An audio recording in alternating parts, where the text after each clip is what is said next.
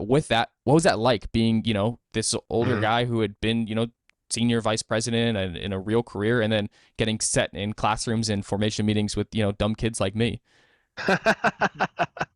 Well, and please don't take it personally. No. The hardest thing to adjust to was having to live in a dorm room type situation with a bunch of 20-year-old knuckleheads. Yep. Because going in, I thought, oh man, I'm going to be around all these people, these holy young men. They're going to be praying all the time and walking through the hallway with their heads bowed, and all this. I'm like, and I get there and I got a bunch of guys who, some don't know how to use deodorant. Most of them don't know how to wash their own clothes. They don't know their prayers, and they're acting like a bunch of goobers in the hallway. Disclaimer: none of those were me except for that No, last one. I'll not take Thomas, not I'll take Thomas. the blame for that last one, the goofing around. But I did know how to wash clothes and all that.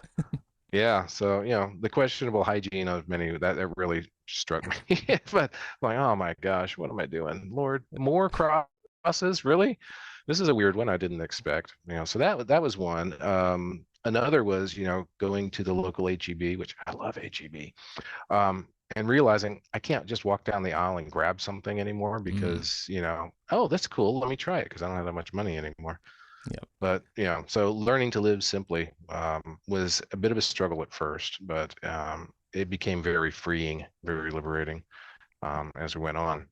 The other one was, of course, yeah, being in class again, because I did my master's degree a few years before I entered seminary. And when I got done with it, it was so rigorous. I thought, I'm never going back to school.